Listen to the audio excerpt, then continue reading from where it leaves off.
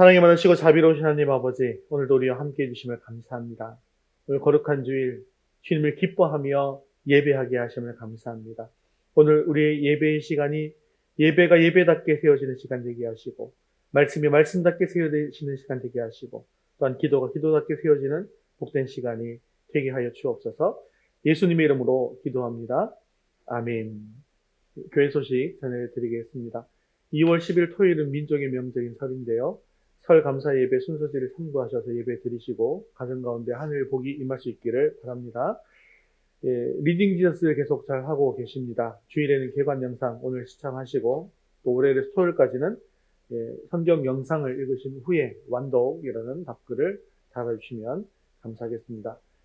2월 암송 구절 나왔는데요. 냉장고에다 벽에 붙여두시고 수시로 읽고 암송해 주시면 감사하겠습니다.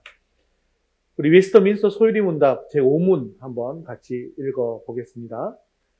하나님 한 분 외에 또 다른 하나님이 계십니까? 오직 한 분뿐이시니 살아계시고 참되신 하나님이십니다. 네. 2월 생명의 말씀 함께 읽겠습니다. 그리스도 제자의 자격, 다른 사람을 섬김. 마가복음 10장 45절 말씀. 인자가 온 것은 섬김을 받으려 함이 아니라 도리어 섬기려 하고 자기 목숨을 많은 사람의 대속물로 주려 함이니라. 마가복음 10장 45절 말씀. 아멘. 이제 우리의 시선을 하나님께로 올려드리겠습니다. 사도신경 하시겠습니다. 전능하사 천지를 만드신 하나님 아버지를 내가 믿사오며 그 외아들 우리 주 예수 그리스도를 믿사오니 이는 성령으로 잉태하사 동정녀 마리아에게 나시고 본디오 빌라도에게 고난을 받으사 십자가에 못 박혀 죽으시고 장사한 지 사흘 만에 죽은 자 가운데서 다시 살아나시며 하늘에 오르사 전능하신 하나님 우편에 앉아 계시다가 저리로서 산자와 죽은 자를 심판하러 오시리라.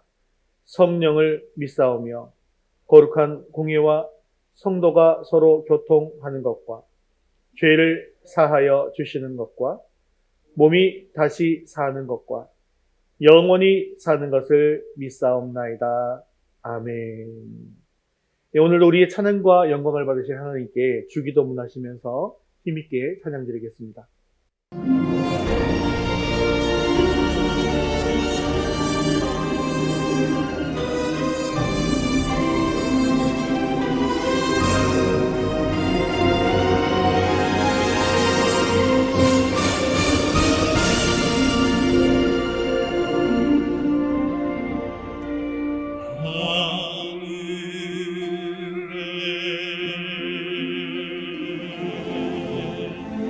계시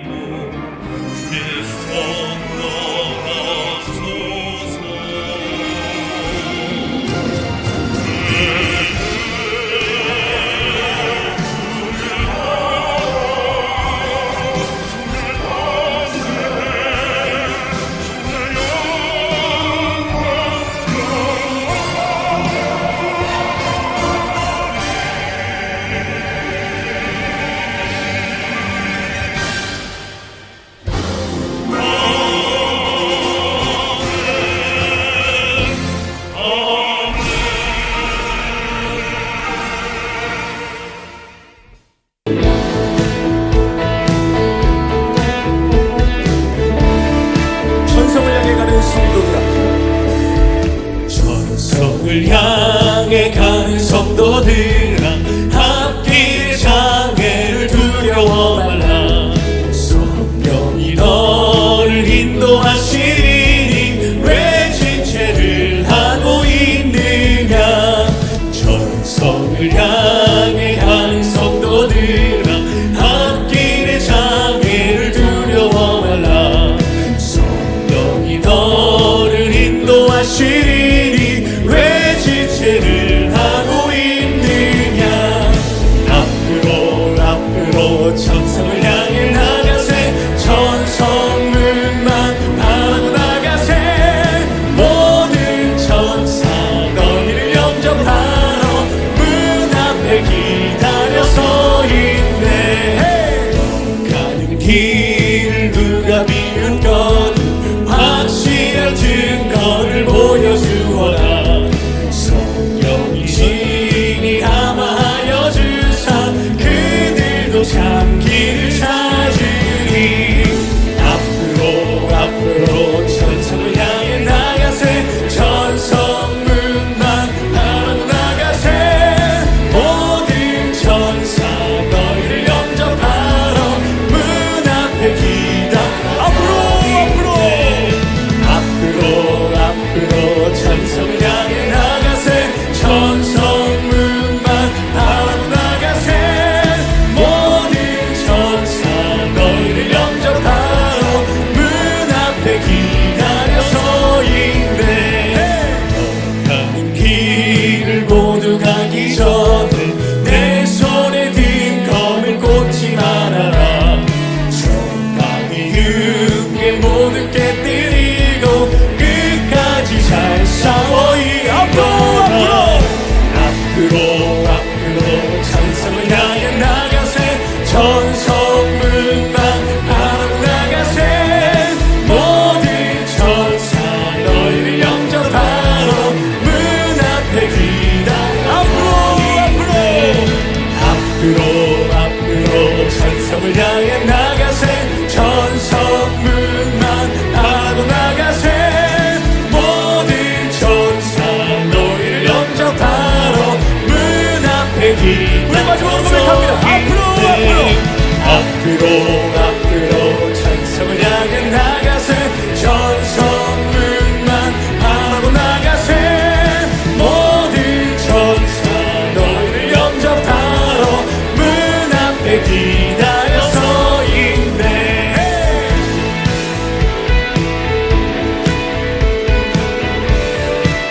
우리는 주님의 그 말씀으로, 주님을 찬양함으로, 주님께 기도함으로 우리의 모든 영적인 싸움을 승리할 줄 믿습니다. 할렐루야.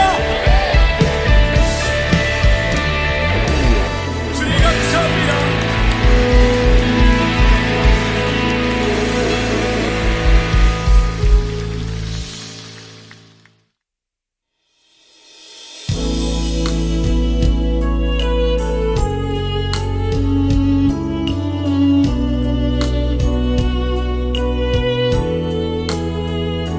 하나님은 언제나 우리가 기도하는 것보다 생각하는 것보다 더욱 응답하실 하나님이십니다. 그 하나님 안에서 우리는 모든 것을 할 수 있습니다. 나의 기도하는 것보다 더욱 응답하실 하나님. 나의 생각하는 것보다 더욱 이루시는 하나님. 우리 가운데 역사하신 능력대로 우리들 강구함을 넘치도록 능히 하실 주님께 모든 영광과 성민 찬양과 영을 돌리리.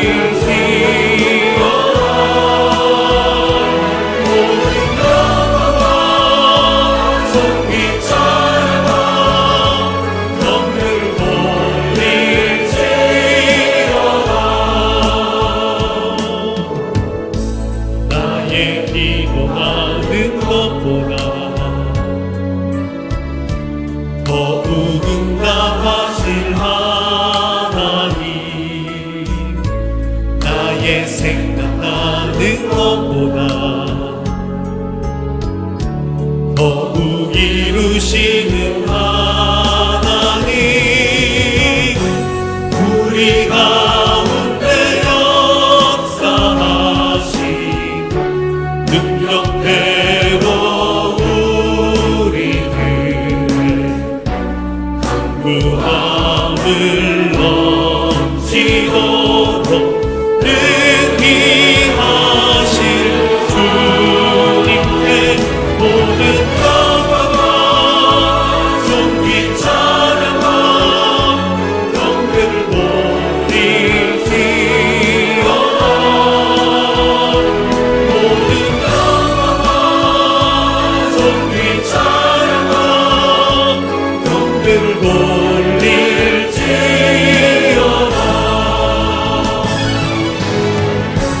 우리 가운데 역사하신 능력대로 우리들의 강구함을 넘치도록 능히 하실 주님께 모든 영광과 존귀 찬양과 경배를 돌릴지어다. 모든 영광과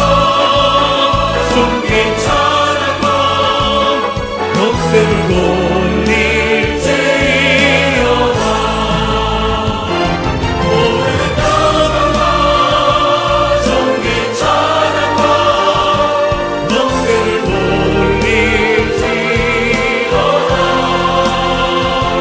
모든 영광과 존귀 찬양과 경배를 돌릴지어다. 모든 영광과 존귀 찬양과 경배를 돌릴지어다. 이 시간 우리 예배를 위해서 목소리를 같이 기도하겠습니다. 오늘 우리 예배 가운데 충만하게 임하여 주셔서 우리 예배를 기뻐받아 주시옵소서. 오늘도 주님의 음성을 듣게 하시고 말씀을 통하여 주님의 뜻을 이뤄갈 결단이 있게 달라고 한 목소리로 같이 기도하신 후에 안석훈 집사님 대표로 기도하시겠습니다.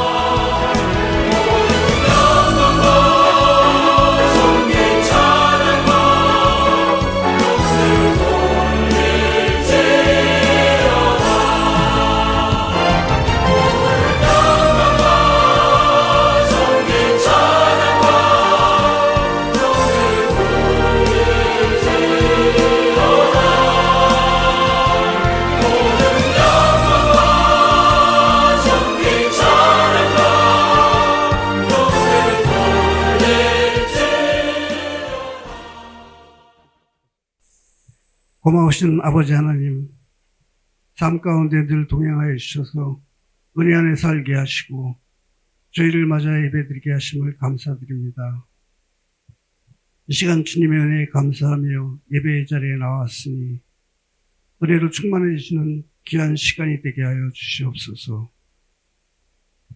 우리 안에 소원을 두시고 자기의 기쁘신 뜻을 따라 행하시는 아버지 하나님, 하나님의 종으로서 충성을 다한 모세처럼 우리가 그 모습을 본받아 교회와 이웃을 잘 섬기며 봉사하는 하나님 앞에 충성스러운 일꾼이 되기를 원합니다. 우리의 삶 속에서 나 자신의 주상을 펴지 않고 주님의 기쁨을 추구하며 살아가게 도와주시옵소서. 이곳에 위더스 교회를 세우신 아버지 하나님, 우리 위더스 교회를 향한 주님의 특별한 계획을 받들어 우리 교회가 삶의 소망과 평안을 잃고 방황하는 심령들에게 참된 위로와 안식을 주는 교회로 성장하기를 원합니다. 이스라엘의 백성들이 광야에서 궁궁할 때에 반석에서 물이 나게 하여 목마름을 해결해 주신 아버지 하나님, 저희 성도님들을 축복하시사 지금 광야와 같은 세상에서 간절한 기도로 간구하는 저희들에게도 생명수를 허락하여 주셔서 영원히 목마르지 않게 축복하여 주시옵소서. 오늘도 말씀을 들고 단위에 서신 목사님께 함께 하셔서 주님의 사명을 잘 감당하실 수 있도록 항상 건강을 지켜주시고 가정에도 평안을 허락하여 주시기를 원합니다. 이 시간 말씀을 통하여 세상 가운데 본이 되는 우리의 삶이 되게 하여 주시옵소서. 올 한 해는 허물로 인한 회개보다는 승리에 대한 감사가 넘치는 복된 한 해가 되기를 원하오며 예수님의 이름으로 감사 기도 올려옵나이다. 아멘.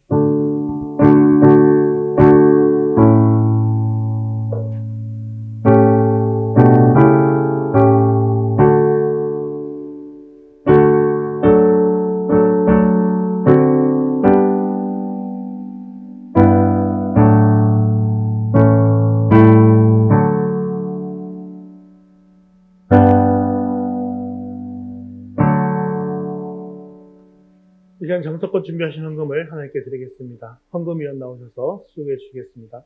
봉헌하시면서 나의 모습 나의 소유 함께 찬양 드리겠습니다. 오늘 신 하나님 말씀은 느헤미야 13장 15절에서 31절까지 말씀입니다. 느헤미야 13장 15절에서 31절까지 말씀, 구약성경 748면에 있습니다. 우리 한 목소리로 천천히 함께 읽겠습니다. 그때 내가 본즉 유다에서 어떤 사람이 안식일에 술틀을 밟고 곡식단을 나귀에 실어 운반하며 포도주와 포도와 무화과와 여러 가지 짐을 지고 안식일에 예루살렘에 들어와서 음식물을 팔기로 그날에 내가 경계하였고, 또 두로 사람이 예루살렘에 살며 물고기와 각양 물건을 가져다가 안식일에 예루살렘에서도 유다 자손에게 팔기로 내가 유다의 모든 귀인들을 꾸짖어 그들에게 이르기를 너희가 어찌 이 악을 행하여 안식일을 범하느냐? 너희 조상들이 이같이 행하지 아니하였느냐? 그래서 우리 하나님이 이 모든 재앙을 우리와 이 성읍에 내리신 것이 아니냐?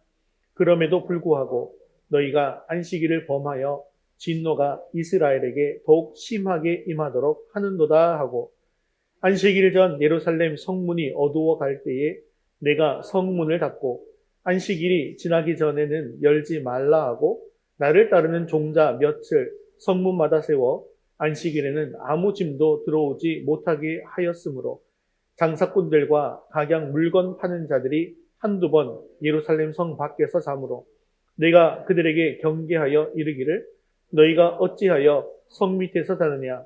다시 이같이 하면 내가 잡으리라 하였더니 그 후부터는 안식일에 그들이 다시 오지 아니하였느니라. 내가 또 레위 사람들에게 몸을 정결하게 하고 와서 성문을 지켜서 안식일을 거룩하게 하라 하였느니라. 내 하나님이여, 나를 위하여 이 일도 기억하시옵고 주의 크신 은혜대로 나를 아끼시옵소서. 그때 내가 또 본즉 유다 사람이 아스돗과 암몬과 모압 여인을 맞아 아내로 삼았는데 그들의 자녀가 아스돗 방언을 절반쯤은 하여도 유다 방언은 못하니 그 하는 말이 각 족속의 방언이므로 내가 그들을 책망하고 저주하며 그들 중 몇 사람을 때리고 그들의 머리털을 뽑고 이르되 너희는 너희 딸들을 그들의 아들에게서 주지 말고 너희 아들들이나 너희를 위하여 그들의 딸을 데려오지 아니하겠다고 하나님을 가리켜 맹세하라 하고, 또 이르기를 옛적에 이스라엘 왕 솔로몬이 이 일로 범죄하지 아니하였느냐? 그는 많은 나라 중에 비길 왕이 없이 하나님의 사랑을 입은 자라. 하나님이 그를 왕으로 삼아 온 이스라엘을 다스리게 하셨으나 이방 여인이 그를 범죄하게 하였나니 너희가 이방 여인을 아내로 맞아 이 모든 큰 악을 행하여 우리 하나님께 범죄하는 것을 우리가 어찌 용납하겠느냐? 대제사장 엘리야십의 손자 요야다의 아들 하나가 호론 사람 산발랏의 사위가 되었으므로 내가 쫓아내어 나를 떠나게 하였느니라. 내 하나님이여, 그들이 제사장의 직분을 더럽히고 제사장의 직분과 레위 사람에 대한 언약을 어겼사오니 그들을 기억하옵소서.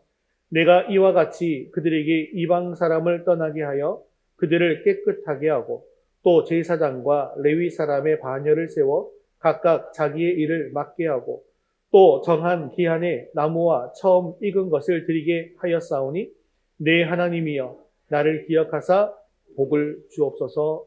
아멘. 네, 오늘은 드디어 느헤미야 강해의 마지막 시간입니다. 여러분, 구약 성경의 제일 마지막 성경이 어떤 성경입니까? 말라기라는 성경이죠. 그런데 이스라엘 역사에 있어서 가장 마지막에 해당되는 성경은 어떤 성경일까요? 제가 이 질문을 왜 드릴까요? 그 성경이 바로 느헤미야이기 때문입니다. 이 느헤미야의 시대에 말라기 선지자가 활동했다고 말씀을 드렸죠. 그렇다면 구약의 마지막 성경인 이 느헤미야가 지금 우리에게 하고 있는 그 말씀은 과연 어떤 말씀일까요? 그것은 바로 우리가 늘 개혁신앙을 가져야 한다. 우리의 신앙은 늘 개혁되어야 한다라는 것이죠. 이스라엘이 멸망하고 바벨론 포로로 끌려갔던 그 시대에 성전이 무너지고 성벽이 무너지고 절망에 빠져 있을 때 하나님께서는 느헤미야라는 한 사람을 일으키셨습니다.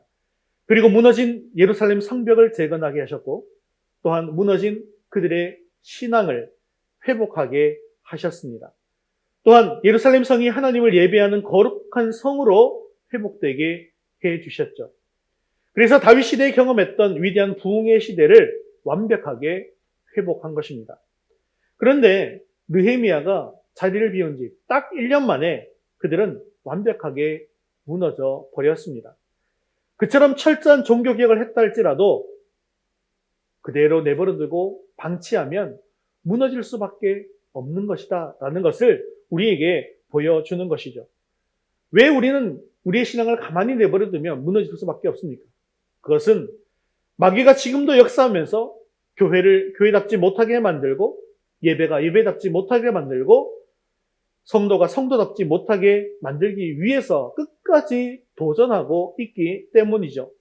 그렇기 때문에 우리들도 느헤미야의 말씀을 붙들고 끝까지 우리들의 신앙을 개혁해 나가야만 합니다. 그래서 느헤미야는 한 번 부흥의 시대를 경험했다고 해서 그저 내버려두고 만족하지 않았다라는 것이죠. 과거에 경험했던 부흥이 아무리 위대한 부흥이었다 할지라도 지금 우리가 무너져 있다면 다시 일어나서 무너진 그 신앙을 재건하고 개혁하는 그런 노력들이 있어야 한다는 것을 알았다는 것입니다.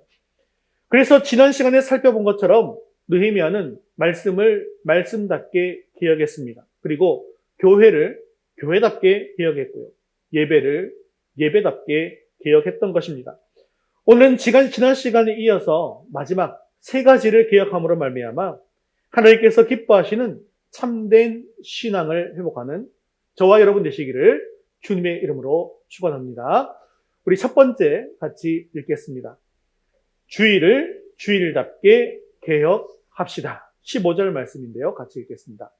그때에 내가 본즉 유다에서 어떤 사람이 안식일에 술투를 밟고 곡식단을 나귀에 실어 운반하며 포도와 무화과와 여러 가지 짐을 지고 안식일에 예루살렘에 들어와서 음식물을 팔기로 그날에 내가 경계하였고. 그때에 내가 본즉이라고 말하고 있는데요. 그때 느헤미야가 본 것이 무엇일까요? 느헤미야가 본 것은 바로 예루살렘의 안식일이 무너지고 있는 모습을 보고 있었던 것입니다. 유다에서 어떤 사람이 안식일에 술투를 밟고 곡식단을 실어 운반하고 포도와 무화과와 여러 가지 짐을 지고 안식일에 예루살렘에 들어와서 음식물을 파는 것을 보았다라고 기록하고 있는데요.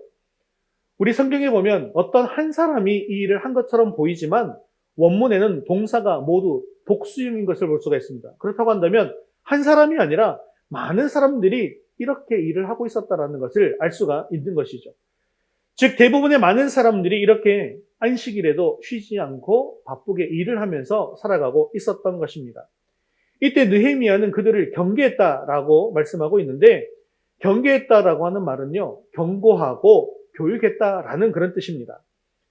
안식일이 어떤 날인지 또 안식일은 어떻게 지켜야 하는지 또 어겼을 경우에 어떤 심판이 있는지를 말씀을 통하여서 경계했다라는 것이죠.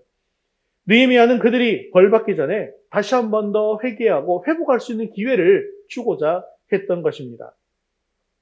자, 16절에 보니까 어떤 일을 지금 하고 있는지 나오고 있는데 16절을 같이 한번 읽겠습니다. 또 두로 사람이 예루살렘에 살며 물고기와 각양 물건을 가져다가 안식일에 예루살렘에서도 유다 자손에게 팔기로. 그런데 심각한 문제는 두로 사람이 예루살렘에 살면서 안식일에 마음껏 장사하고 있었다는 것입니다.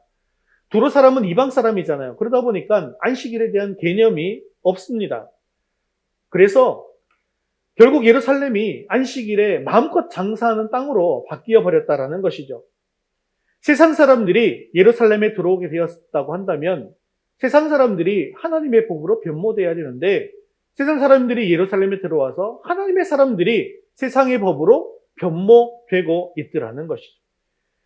의미하는 세상 사람들이 예루살렘 깊숙이 들어와서 이렇게 마음껏 활동하면서 영향력을 끼치고 있는 모습을 보고는 그대로 있어서는 안 된다고 생각했던 것입니다.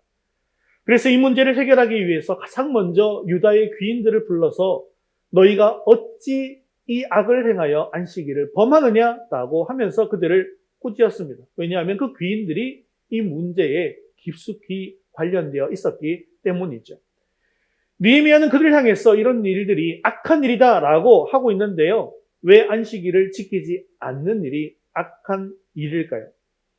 안식일은 일주일 중 하루를 거룩히 구별하여서 온전히 하나님께 드리는 날입니다. 이런 삶을 살면서 우리는 이런 인생의 고백을 삶으로 드리는 거예요. 그게 뭐냐 하면 내 인생은, 내 삶은 내 힘으로 사는 것이 아니라 하나님의 은혜로 말미암아 살아가는 것입니다 라는 고백을 안식일을 지키면서 인생의 신앙의 고백으로 드리는 것입니다. 대부분의 세상 사람들은 내가 열심히 일하고 열심히 살면 살수록 더욱 풍족한 인생이 될 수 있다고 생각합니다. 그래서 넉넉한 인생이 되기 위해서는 열심히 일해야 한다라고 생각하고 주일에도 열심히 일하고 살아가고 있는 것이죠. 하지만 하나님의 백성들은 하나님의 법칙으로 살아가야 하지 않겠습니까? 즉 우리의 인생이 나의 능력에 달려있는 것이 아니라 하나님의 능력과 하나님의 은혜에 달려있다라고 하는 그 법칙이라는 것이죠.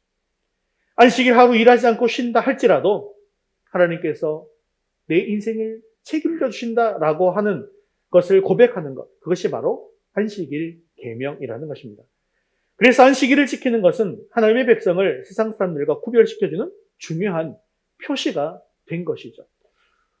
우리가 출애굽기를 읽으면서 광야에 하나님께서 주신 것이 있었죠. 무엇을 주셨습니까? 예, 만나를 내리셨는데요. 안식일 전날에는 이 만나를 어떻게 거두어냈습니까? 예, 이틀치를 한꺼번에 거두어냈습니다. 왜냐하면 안식일은 쉬어야 하기 때문이죠. 또 하나님께서 만나를 주신 데 또 다른 목적이 있어요. 그게 뭐냐면 만나는 내가 물론 마음껏 많이 가져갈 수 있어요. 그렇지만 많이 가져가서 내가 먹고 싶은 만큼 먹고 남기면 어떻게 되나요? 그 다음날 되면 벌레가 먹고 상하게 되어서 먹지 못하게 되어서 다 버려야 되는 거죠. 그래서 내게 필요한 만큼만 걷어들여야만 한다라는 거예요. 그것이 무엇을 뜻하는 것입니까? 내가 지금 힘이 있고 내가 많은 걸 가지고 싶다고 해서 많이 거두어 봐야 하나님께서 다 가져가신다는 거예요.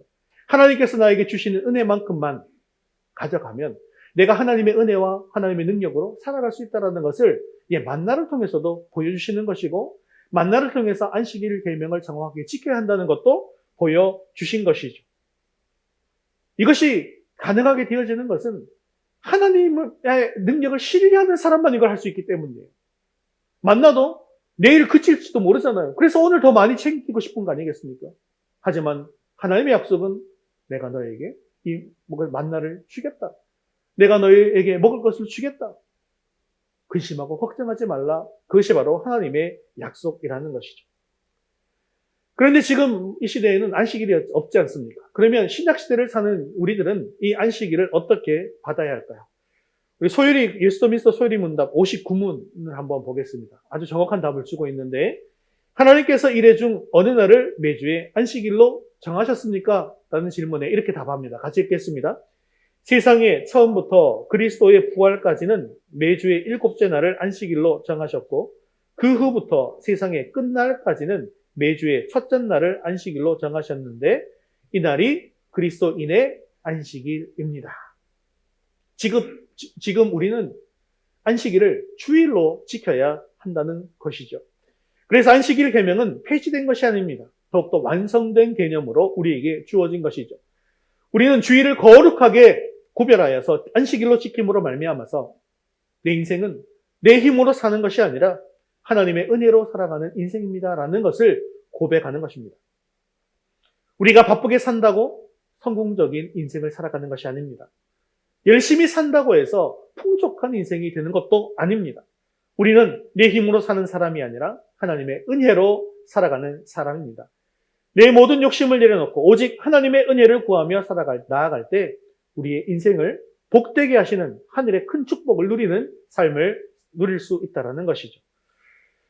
그렇다면 느헤미야는 안식일을 지키기 위해서 어떻게 하고 있을까요? 19절 말씀 같이 읽겠습니다. 안식일 전 예루살렘 성문이 어두워 갈 때에 내가 성문을 닫고 안식일이 지나기 전에는 열지 말라 하고 나를 따르는 종자 몇을 성문마다 세워 안식일에는 아무 짐도 들어오지 못하게 하였으므로. 그래서 느헤미야는 이제 안식일을 안식일답게 지키게 하기 위해서 특단의 조치를 내리고 있는데요. 그것은 바로 성문을 아예 닫아버리는 것입니다. 지금 우리의 이 날짜 개념은 자정이 되어야만 날이 바뀌지 않습니까? 그런데 우리나라가 아니라 이스라엘은요, 저녁이 되면 날이 바뀌게 되어집니다. 그래서 날이 어두워지면 성문을 닫아버리고 안식일이 지나기 전에는 절대로 열지 말라라고 명령을 내린 것이죠. 그리고 느헤미야를 따르는 종자 몇을 성문마다 세웠습니다. 그래서 안식일에 아무 짐도 들어올 수 없도록 철저하게 통제했다는 것이죠. 느헤미야가 지금 이렇게 하는 이유가 있습니다. 안식일에는요, 아예 다른 생각을 할 수 없도록 모든 가능성을 철저하게 차단해버리는 것입니다. 이처럼 우리도 주일을 주일답게 지키기 위해서는 그날을 철저하게 구별해야 한다는 것이죠. 아예 문을 닫아버리고 철저하게 통제하지 않으면 절대로 주일을 주일답게 지키지 못하게 된다는 것입니다. 그런데 20절에 보니까 또 이상한 일을 하는 사람들이 있어요. 20절 같이 한번 읽어보겠습니다. 장사꾼들과 각양 물건 파는 자들이 한두 번 예루살렘 성 밖에서 잠으로. 그런데 예루살렘 성 안에서는 이처럼 성문을 닫고 굳건하게 철저하게 성문을 지키고 있는데 성 밖에서는 아직도 포기하지 않은 사람들이 있었다는 것입니다. 장사꾼들과 각양 물건 파는 사람들이 예루살렘 성 밖에서 잠을 자면서 기다리고 있는 것이죠. 아마 내일 아침 날이 밝으면 그래도 혹시 안식일이라 할지라도 문을 열어주지는 않을까라고 하면서 잠을 잤던 것입니다. 이처럼 세상과 마귀는 우리를 끝까지 포기하지 않고 끈질기게 붙어서 우리 앞에서 우리를 도전하고 있습니다.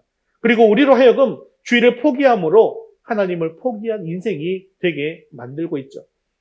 즉 하나님의 은혜로 사는 것이 아니라 내 능력으로 살아가는 인생으로 만들기 위해서 이렇게 끝까지 물고 늘어지면서 주의를 포기하게 만든다는 것을 기억하셔야 한다는 것입니다. 그래서 21절에 느헤미야가 이렇게 조치를 합니다. 21절 같이 읽겠습니다. 내가 그들에게 경계하여 이르기를 너희가 어찌하여 성 밑에서 자느냐 다시 이같이 하면 내가 잡으리라 하였더니 그 후부터는 안식일에 그들이 다시 오지 아니하였느니라. 그래서 느헤미야는 그들에게 경고하며 교육합니다. 너희가 어찌해서 성 밑에서 자느냐 다시 이같이 하면 내가 잡아들여서 감옥에 넣겠다. 그랬더니 어떻게 됩니까? 그 후부터 안식일에 그들이 다시는 오지 않았다라고 합니다. 그들이 끈질기게 달라붙는다 할지라도 우리가 강력하게 대적하게 되어지면 그들이 다 물러나게 되어져 있다라는 것입니다. 이처럼 우리가 영적 전쟁이 닥칠 때 철저하게 차단하고 끝까지 대적하면 우리의 대적들은 반드시 물러가게 되어져 있습니다. 영적 전쟁에서 우리가 물러나지만 않는다면 우리는 주님의 능력으로 반드시 이길 수 있게 되어진다는 사실을 기억하시고 반드시 주의를 지킬 수 있게 되어지기를 바랍니다. 사랑하는 성도 여러분, 참된 개혁신앙은 주의를 주일답게 회복하는 신앙입니다. 코로나를 지나면서 가장 안타까운 문제는 바로 주일이 무너져서 주일을 주일답게 성수하지 못하게 되어졌다라고 하는 것이죠. 그래서 올해 우리 총회에서는 슬로건이 다시 예배입니다. 다시 예배의 자리로 나아갑시다라는 것이죠. 예배를 회복합시다라는 운동을 총회에서 지금 진행하고 있는 것이죠. 많은 사람들이 또한 돈을 더 많이 벌어서 세상 욕심과 안락함을 더 채우기 위해서 돈을 벌기에 혈안이 휘어져 있습니다. 그러면서 주일을 포기하고 살아가더라는 것이죠. 주일에 편안하게 유튜브 영상으로 이렇게 예배를 드리는 것에 익숙해져서 이제는 침대에 누워서 예배 드리는 시대가 되어버렸다는 것이죠. 이런 시대에 오늘 우리는 주일을 주일답게 기억할 수 있게 되어지기를 바랍니다. 그러기 위해서 주일을 거룩하게 구별하여서 주일을 목숨처럼 지킴으로 말미암아 나의 힘으로가 아니라 주님의 은혜로 살아가는 저와 여러분 되시기를 주님의 이름으로 축원합니다. 두 번째 같이 읽겠습니다. 자녀를 자녀답게 계약합시다. 23절 말씀입니다. 그때에 내가 또 본즉 유다 사람이 아스돗과 암몬과 모압 여인을 맞아 아내로 삼았는데. 자, 이때 느헤미야가 발견한 것은 유다 사람이 아스돗과 암몬과 모압 여인을 맞아서 아내로 삼은 것입니다. 아스돗은 블레셋 지방에 있는 도시로 느헤미야 4장에 보면 예루살렘 성벽 재건 공사가 시작될 때 산발락과 동맹해서 공격하려고 했던 그런 민족이죠. 대적들입니다. 그런데 이런 대적들과 이제는 서로 사돈을 맺는 그런 관계가 되어버렸다는 것입니다. 그런데 어떤 문제가 이것 때문에 생기게 되는 것일까요? 24절 말씀 계속해서 보겠습니다. 그들의 자녀가 아스돗 방언을 절반쯤은 하여도 유다 방언은 못하니 그 하는 말이 각 족속의 방언이므로. 문제는 이런 혼인관계를 맺다 보니까 그들의 자녀에게 아주 심각한 문제가 발생했다는 것이죠. 자녀들 중에 절반은 아스돗 방언은 말해도 유다 방언은 못하는 것입니다. 모압과 암몬은요, 그래도 같은 셈족 언어이기 때문에 언어가 비슷합니다. 그래서 문제가 좀 덜하고요. 하지만 아스돗 방언은 함족 언어이기 때문에 언어 차이가 완전히 다릅니다. 그래서 다른 말이에요. 알아들을 수가 없는 것이죠. 자녀들이 이스라엘 말을 못하고 이렇게 다른 나라 말만 잘하게 되면 어떤 문제가 생기게 되는 것일까요? 사실 큰 문제가 생깁니다. 왜냐하면 이스라엘 말을 모르잖아요. 그러니까 회당에 가서도 설교를 알아들을 수가 없습니다. 그리고 성경도 볼 수가 없는 것이죠. 알 수가 없는 아이들이 되는 것입니다. 즉 하나님이 어떤 분인지, 하나님이 어떤 말씀을 하시는지, 하나님이 나에게 어떤 약속을 해주셨는지 그것을 모르는 아이들이 되어지더라는 것이죠. 또한 엄마가 이방인이다 보니까 어떤 문제가 있을까요? 예, 우상을 섬기는 아이들이 되고 말더라는 것이죠. 그래서 지금 느헤미야는 다음 세대가 무너지고 있는 모습을 지금 생생하게 목격하고 있는 것입니다. 다음 세대가 성경을 모르는 세대, 하나님을 모르는 세대, 영적 대화가 불가능한 그런 세대가 되어버린 것이죠. 그래서 25절 말씀에 이렇게 말씀하고 있죠. 25절 같이 읽겠습니다. 내가 그들을 책망하고 저주하며 그들 중 몇 사람을 때리고 그들의 머리털을 뽑고 이르되 너희는 너희 딸들을 그들의 아들들에게 주지 말고 너희 아들들이나 너희를 위하여 그들의 딸을 데려오지 아니하겠다고 하나님을 가리켜 맹세하라 하고. 그래서 지금 느헤미야는 그들을 강하게 책망합니다. 저주합니다. 심지어 때립니다. 머리털까지 뽑아버렸습니다.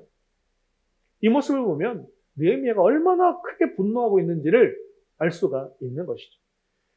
지금 느헤미야가 왜 이렇게 분노하고 있습니까? 다음 세대가 무너지게 되어지면 이스라엘 공동체에는 미래가 없기 때문입니다. 다음 세대가 믿음으로 바로 설 때에 하나님의 나라가 무너지지 않고 끝까지 견고하게 설 수 있기 때문이죠. 그래서 느헤미야는 다음 세대를 살리는 일에 힘을 쏟고 있는 것입니다. 우리 26절 말씀 같이 한번 보겠습니다. 또 이르기를 옛적에 이스라엘 왕 솔로몬이 이 일로 범죄하지 아니하였느냐. 그는 많은 나라 중에 비길 왕이 없이 하나님의 사랑을 입은 자라. 하나님이 그를 왕으로 삼아 온 이스라엘을 다스리게 하였으나 이방 여인이 그를 범죄하게 하였나니. 그래서 그들을 향해서 솔로몬이 어떻게 실패했는지에 대해서 말씀하고 있는 것이죠. 솔로몬이 어떤 왕이었습니까? 그는 많은 나라 왕들 중에 비길 것이 없을 정도로 하나님의 사랑을 입었고 또 장자가 아니었기 때문에 왕이 될 수 없는 사람이었지만 하나님의 은혜로 말미암아 왕이 되었던 사람이었습니다. 그런데 솔로몬은 정치적인 목적 때문에 이방 여인들과 결혼을 합니다. 그렇게 얼마나 많은 이방 여인들과 결혼을 했는지 아내가 1000명이 되었다라고 기록하고 있죠. 그런데 그들은 결혼을 할 때 모두 다 자기 나라의 우상들을 가지고 들어왔습니다. 그래서 이스라엘은 이방신이 가득한 나라가 되어버렸어요. 그리고 심지어 솔로몬 자신도 우상 숭배를 하고 말았다는 것이죠. 그런데 솔로몬의 우상 숭배로 말미암아서 가장 큰 피해를 입은 사람들은 바로 다음 세대 사람들이었습니다. 솔로몬이 죽은 후에 어떤 벌을 받게 됩니까? 이스라엘이 남과 북으로 나뉘어지게 되어지죠. 그렇게 하나님의 심판을 받습니다. 그리고 결국 이스라엘은 남북 모두가 우상 숭배를 합니다. 그래서 북이 더 심했기 때문에 북이스라엘이 먼저 하나님의 심판을 받아서 멸망받게 되어지고, 남유다도 정도는 그랬지만 우상 숭배를 했기 때문에 결국 하나님의 심판을 받아서 멸망받게 되어지는 것이죠. 그리고 포로로 끌려가서 종살이를 하게 된다는 것입니다. 결국 그들이 이방 여인과 결혼을 하면 다음 세대가 이렇게 저주를 받게 된다는 것을 보여준 것이죠. 그래서 지금 느헤미야가 또 지금 우리가 지금 종살이하다가 돌아온 지가 얼마 되었다고 또 이렇게 우상 숭배하는 민족이 되겠느냐라고 하면서 강하게 분노하고 있는 것이죠. 그래서 28절에 보면 또한 이런 일도 합니다. 28절 같이 보겠습니다. 대제사장 엘리야십의 손자 요야다의 아들 하나가 호론 사람 산발랏의 사위가 되었으므로 내가 쫓아내어 나를 떠나게 하였느니. 여기에 대제사장 엘리야십의 손자 요야다의 아들 중 한 사람이 나오고 있는데요. 그는 대제사장 가문이잖아요. 그러다 보니까 당연히 제사장이었겠죠. 그런데 그가 호론 사람 산발랏의 사위가 되었다는 것입니다. 산발랏이 누굽니까? 지금까지 이스라엘 성벽 재건을 강하게 방해했던 가장 큰 대적 아니겠습니까? 그런데 제사장 직분을 가진 사람이 왜 이런 사람의 사위가 되었을까요? 당시 산발랏은 사마리아 지역을 관장하던 총독이었습니다. 그런데 이런 사람과 친분 관계를 맺고 결혼 관계를 맺게 되어지면 어떤 결과가 있을까요? 세상적인 권세와 부귀와 영화를 같이 누릴 수가 있게 되어지는 것 아니겠습니까? 그래서 이 사람이 얼마나 악한 사람인가 잘 알고 있어요. 그럼에도 불구하고 친분 관계를 유지하고 있었던 것입니다. 그러니까 지난 시간에 살폈지만 이 산발락과 친분 관계를 유지하고 있는 이스라엘 사람들이 많았어요, 적었어요? 많이 있었다는 것을 알 수 있지 않습니까? 그래서 느헤미야는 그를 이스라엘 공동체에서 완전히 쫓아내어 버렸습니다. 지금 교회법으로 따지면 출교를 당한 것입니다. 사실은 느헤미야가 정치 지도자이기 때문에 사실은 정치 지도자가 종교 지도자들을 어떻게 하는 것은 참 쉽지도 않은 일이고 느헤미야는 여태까지 관여하지 않았어요. 이 부분에 있어서는. 그리고 이 예배 관련에 있어서는 늘 그들을 앞세우고 자기는 뒤따르고 그렇게 하지 않았습니까? 그런 모습들을 보았잖아요. 그런데 지금은요, 아주 강력하게 제사장이든 뭐든 상관없이 지금 철저하게 싹을 자르고 있는 모습을 볼 수가 있습니다. 사랑하는 성도 여러분, 세상의 욕심 때문에 제사장 직분이 얼마나 귀한 직분인지를 모르고 하나님 나라 공동체 안에 살아가는 것이 얼마나 소중한 삶인지도 모른 채 우리는 살아가서는 안 된다는 것이죠. 세상의 것이 더 좋기 때문에 그것으로 따라가서는 안 된다는 것입니다. 성경이 불신앙의 배우자를 얻어서 결혼하는 것을 금하는 이유가 무엇이겠습니까? 불신앙의 배우자를 내가 전도하겠다라고 생각해서 결혼하지만 정작 결혼해보면 전도하기는커녕 자신의 신앙마저도 잃어버리는 경우가 허다하기 때문입니다. 혹여나 내가 신앙이 너무 좋아서 내 자신의 신앙은 잃어버리지 않는다 할지라도 자녀들이 예수님을 전혀 모르게 되는 경우도 허다하게 많더라는 것이죠. 특히 지금의 시대가 어떻습니까?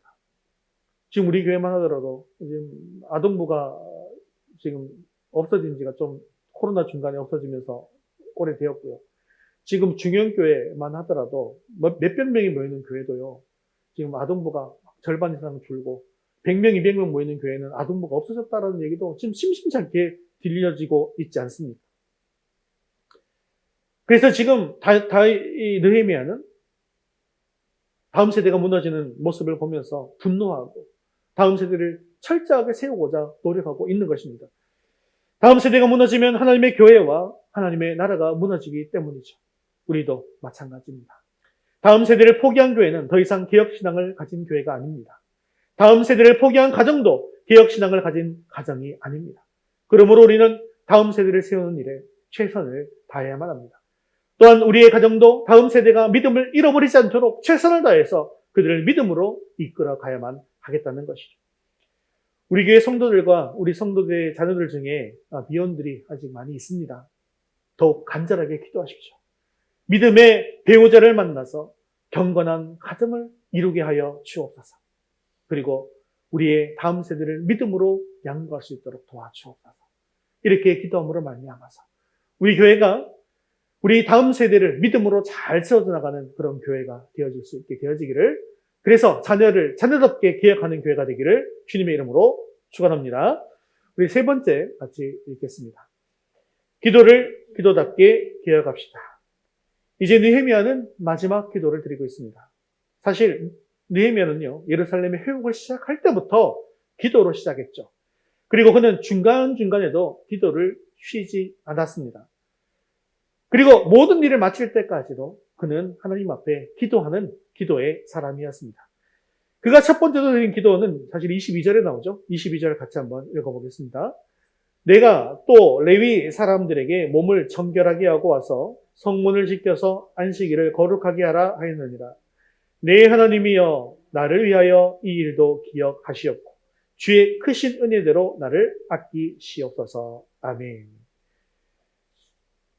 주의 크신 은혜대로 나를 아껴 주옵소서라고 느헤미야가 기도하고 있습니다. 근데 느헤미야가 구하는 것은요, 작은 은혜를 구하지 않습니다. 나에게 크신 은혜가 필요하다는 것을 알았고 하나님께 크신 은혜를 구하는 그런 기도를 드리고 있는 것입니다. 우리 하나님은 능력의 하나님이십니다. 하나님은 얼마든지 우리에게 놀라운 능력으로 우리와 함께 하실 수 있는 하나님이시죠. 그런데 그 크고 놀라우신 하나님께서는 우리에게 어떻게 역사하실까요? 민수기 14장 28절에는 이렇게 말씀하고 있는데 같이 읽겠습니다. 그들에게 이르기를 여호와의 말씀에 내 삶을 두고 맹세하노라. 너희 말이 내 귀에 들린 대로 내가 너희에게 행하리니. 아멘. 우리 능력의 하나님께서는 너희 말이 내 귀에 들린 대로, 즉 우리의 기도하는 대로 기도하는 사람들마다 다르게 역사하신다는 것입니다. 그렇습니다. 내 인생은요, 절대로 나의 크기로 결정되지 않습니다. 하나님을 만난 크기가 얼마나 크냐에 따라서 다르게 우리의 인생의 크기가 결정되더라는 것이죠. 느헤미야는 이것을 분명하게 알고 있습니다. 그래서 하나님께 은혜를 구하되 작은 은혜가 아니라 크신 은혜를 구하고 있는 것입니다. 나에게 크신 은혜를 내려주셔서 크신 하나님을 만나게 하시고 크게 쓰임받는 인생이 되게 하옵소서라고 기도했던 것입니다. 바로 이것이 기도를 기도답게 개혁하는 신앙이 되어지는 것입니다. 시편 81편 10절에는 이렇게 말씀하고 있습니다. 나는 너를 애굽 땅에서 인도하여 낸 여호와 하나님이니 내 입을 크게 열라 내가 채우리라 하였습니다. 하나님께서는 이처럼 믿음으로 입을 크게 열고 크게 기도하는 사람을 찾으십니다. 그리고 이처럼 기도하는 사람을 통해서 하나님은 하나님의 크신 능력을 나타내시고 하나님의 일을 이루십니다. 우리들도 느헤미야와 같이 하나님의 크신 은혜를 구함으로 말미암아 기도를 기도답게 회복할 수 있게 되어지기를 주님의 이름으로 축원합니다. 자, 오늘 본문에서 두 번째로 느헤미야가 기도하는 것은 30절과 31절에 나오고 있는데 함께 읽겠습니다.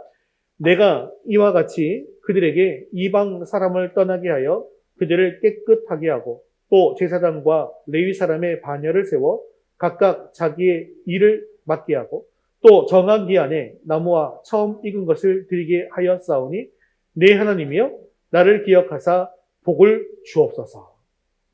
자, 이번에는 하나님을 향해서 나를 기억하시고 복을 주옵소서라고 기도하고 있습니다. 이렇게 느헤미야가 하나님께 기도한 이유는 자신이 하나님의 나라와 교회를 위해서 헌신했기 때문에 헌신한 자에게 복을 주시도록 그렇게 기도한 것입니다. 그런데 여기에 나온 복이라는 단어는 우리가 생각하는 그런 복과는 조금 다른 복입니다. 히브리어로 여기 나온 복은 레토바라는 단어인데요. 이 말의 뜻은 선한 것을 위하여라는 뜻입니다. 즉 선한 것이라는 의미를 가진 토브라는 말에 토브는 복이기도 합니다. 복, 선한 것. 을 위하여라는 의미를 가진 레가 붙어서 레토바, 즉 선한 것을 위하여라는 뜻을 가진 말이 된 것입니다. 그래서 이 말은 단지 나에게 좋은 것이 아니라 하나님의 뜻에 맞는 것을 달라고 하는 그런 기도가 되는 것입니다. 그러므로 지금 복을 달라고 하는 것은 나에게 필요한 것을 주옵소서라고 하는 그런 기도가 아닙니다. 하나님이 선하게 여기시는 것으로 나에게 채워 주옵소서라고 하는 그런 기도라는 것이죠. 바로 이것이 우리가 회복해야 할 기도를 기도답게 하는 그런 개혁신앙입니다. 이 개혁신앙을 가진 사람은 크신 하나님의 능력을 믿기 때문에 크신 은혜를 구합니다. 그리고 정말 좋은 것이 무엇인지를 잘 아는 사람이기 때문에 하나님의 뜻에 맞는 가장 좋은 것을 위해서 기도하는 사람인 것이죠.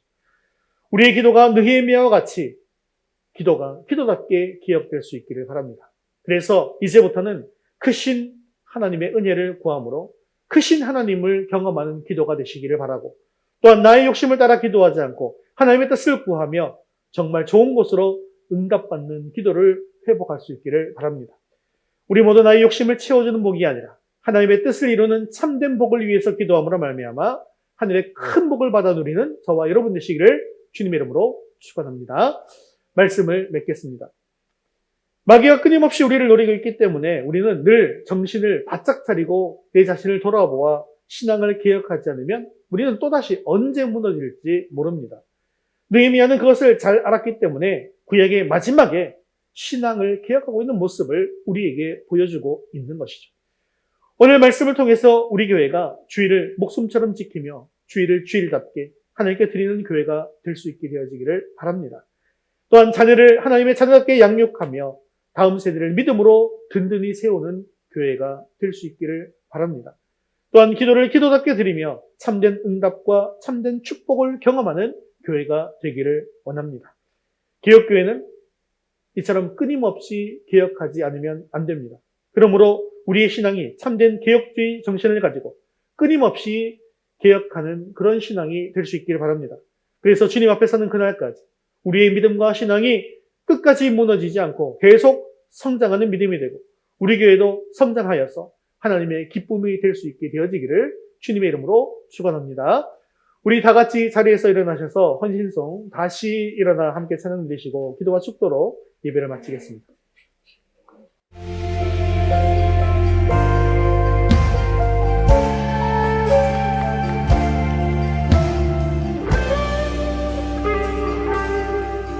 우리 함께 고백합시다. 나는 내 마음에 복음이 등했던 곳에서 다시 아버지를 만나고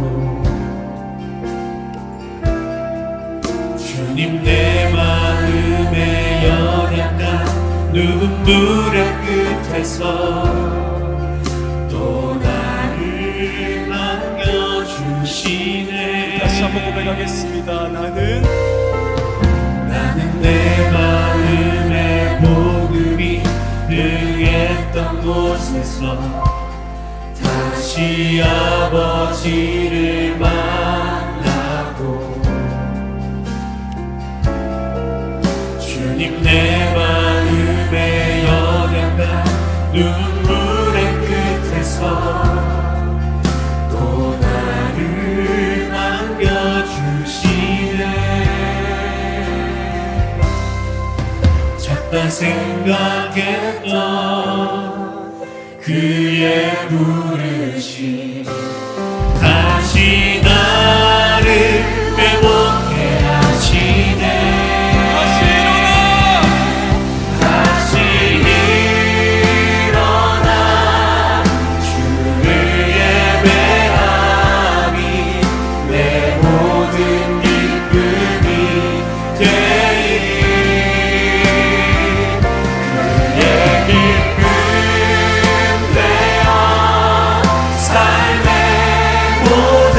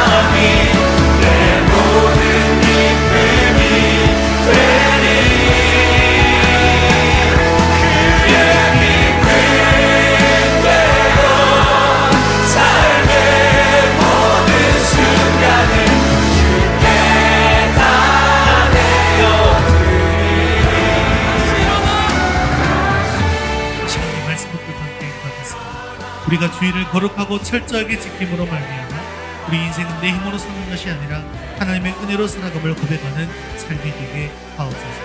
미혼들은 믿음의 배우자와 가정을 이루므로 믿음의 다음 세대가 세워지게 하시고 우리의 다음 세대가 세상과 벗하지 않도록 신앙으로 잘 양육하게 하옵소서.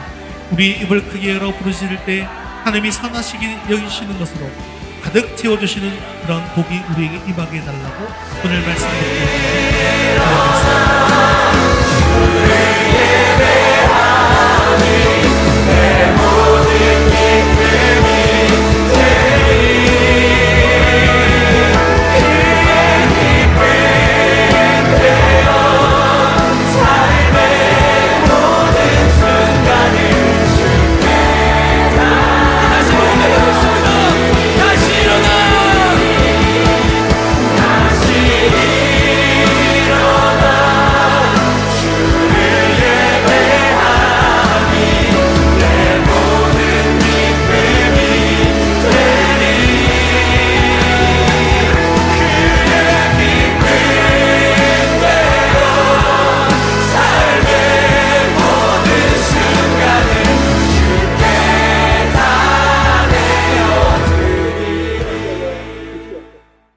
사랑과 은혜가 충만하신 자비로우신 하나님 아버지, 오늘도 말씀에 은혜 주심을 감사합니다.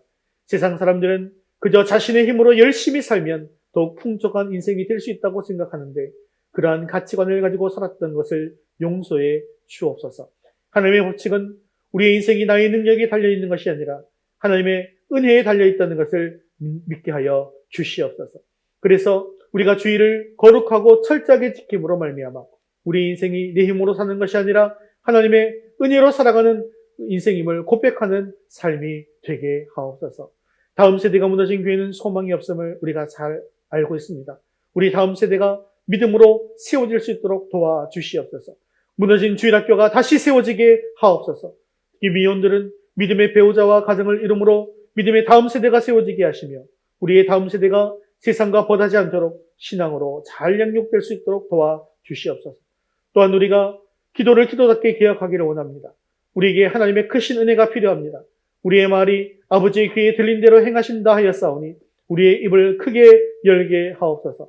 이제부터는 크신 은혜를 구함으로 크신 하나님을 경험하는 기도가 되고 나의 욕심을 따라 기도하지 않고 하나님의 뜻을 구하며 정말 좋은 곳으로 응답받는 진정한 복이 우리에게 임하게 하옵소서. 사랑이 많으시고 자비로우신 하나님 아버지, 우리 모든 성도들이 하나님께서 주신 말씀을 영의 양식으로 여기며 매일매일 말씀을 읽을 때에 하나님의 뜻을 발견케 하시고 또 그 말씀을 준행함으로 하늘의 큰 복을 누리게 하여 주시옵소서. 지금도 영적으로 또한 육신적으로 정서적으로 어려움을 겪고 있는 성도들이 있습니다. 그들을 불쌍히 여겨 주시어서 예수 그리스도의 이름으로 친히 안수해 주시고 깨끗하게 치료해 주시며 하나님께서 주시는 참 평안을 누리게 하여 주시옵소서. 특히 우리 자녀들을 하나님께서 늘 인도해 주시어서 복된 길로 걸어가게 하여 주시옵시고 특히 주님 품을 잠시 떠나 있는 우리 자녀들을 어루만져 주시고 그 마음문을 두드려 주시어서 주님 품 안에 다시 돌아 하늘의 복을 누릴 수 있도록 은혜를 내리워 주시옵소서. 우리의 생명 되시고 소망 되시는 예수 그리스도의 이름으로 기도드리옵나이다. 아멘. 이제는 우리 주 예수 그리스도의 은혜와 하나님 아버지의 크신 사랑하심과 성령님의 위로 교통하심이 개혁신앙을 가지고 주일을 주일답게 자녀를 자녀답게 기도를 기도답게 다시 일어나서 개혁하기를 원하는 사랑하는 모든 성도들 위해 이제부터 영원까지 함께 있을지어다. 아멘.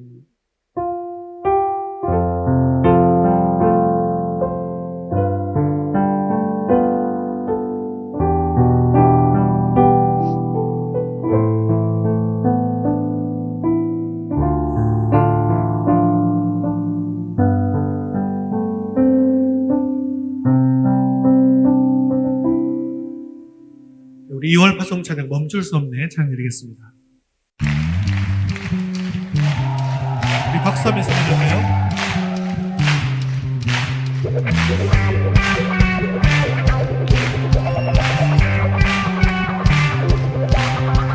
주날 구원했으니 어찌 잠잠하니 기쁨의 찬송 드리니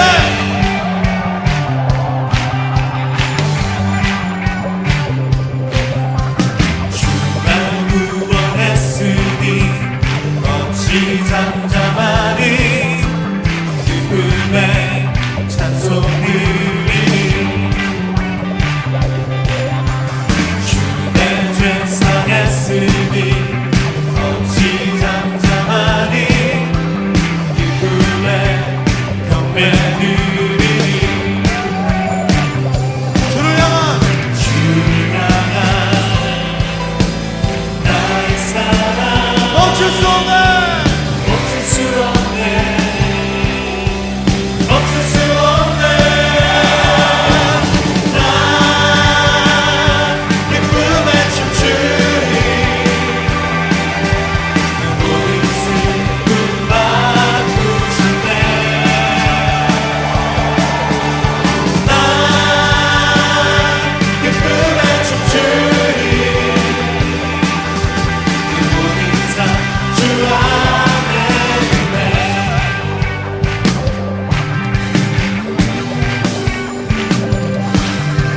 주를 향한 나의 사랑 멈출 수 없네 멈출 수 없네 주를 향한 나의 열정 나의 열정 멈출 수 없네 멈출 수 없네 난 기쁨에 춤추니 모든 슬픔 바꾸셨네 난 기쁨에 춤추니 모든 삶주 안에 있네 나 기쁨에 춤추네 난 기쁨에 춤추니 모든 슬픔 바꾸셨네 난 기쁨에 춤추니 모든 삶주 안에 있네 할렐루야. 우리 하나님께 영광의 목소리 드리겠습니다. 네, 믿음으로 승리하는 한 주 되시기를 바랍니다.